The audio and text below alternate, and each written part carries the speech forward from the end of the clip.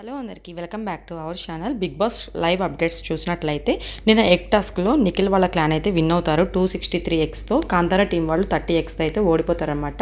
అందరినీ హాల్లోకి అయితే రమ్మంటారు బిగ్ బాస్. వచ్చినప్పుడు ఎవరి దగ్గర ఎన్ని ఎక్స్ ఉంటాయి ఏంటని చెప్పి అడిగిన తర్వాత రెడ్ ఎగ్ ఎవరి దగ్గర ఉంది అని అడిగినప్పుడు నైనిక లేస్తుంది అనమాట. అంటే నైనిక దగ్గర నిఖిల్ వాళ్ళు ఉంచుతారు, దాచిపెడతారు. సో తను లేచినప్పుడు చెప్తారు బిగ్ బాస్ ఎవరి దగ్గర అయితే రెడ్ ఎగ్ ఉంటుందో, అంటే చీఫ్కి వస్తుంది కదా, చీఫ్ గెలిచినట్టు నిఖిల్కి అవకాశం ఇస్తారు అనమాట.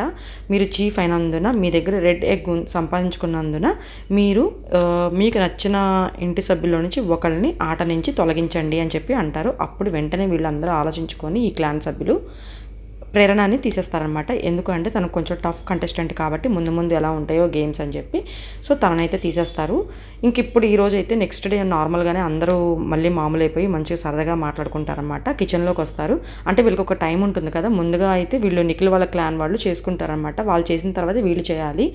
కాంతారా టీం వాళ్ళు అంటే వీళ్ళకి 1 అవర్ అట్లా టైం ఇస్తారు. ఆ టైంలోపు వీళ్ళు కుకింగ్ అనేది కంప్లీట్ చేసుకోవాలి.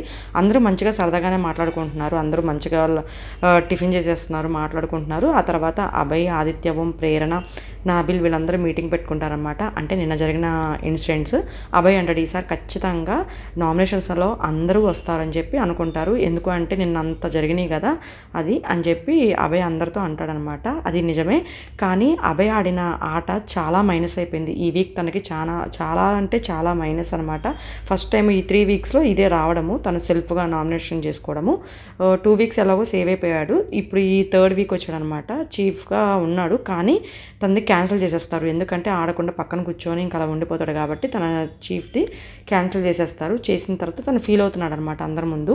అంటే ఆదిత్య ఓం, ప్రేరణ వీళ్ళందరూ కూర్చున్నప్పుడు అంటాడు అనవసరంగా అంటే సెల్ఫ్గా మనం అమ్మకూడదు, మనల్ని జనాలే పంపించేయాలి అన్నప్పుడు నేను ఆలోచించాను టక్కున బిగ్ బాస్ అన్నప్పుడు నాకు నా ఫ్యామిలీ కూడా గుర్తొచ్చారని చెప్పి అనుకుంటాడనమాట. ప్రేరణ అయితే అంటది నేనైతే అక్కడ దాకా వెళ్ళి షాక్ ఇచ్చి మళ్ళీ వెనక్కి వచ్చేసేదాన్ని అని చెప్పి అంటది. ఆ తర్వాత మణికంఠని వీళ్ళు టీజ్ చేస్తారన్నమాట. మణికంఠ గడైతే వెళ్ళి పారిపోతాడు కూడా వెనక్కి, అంటే ఇంట్లోకి వెళ్ళిపోయి బిగ్ బాస్లోకి వెళ్ళిపోయి బాత్రూంలోకి తలుపు పెట్టుకొని గడిపెట్టుకొని రాడు అని చెప్పి అభయ్ సెటైర్లు వేస్తూ ఉంటాడు అనమాట.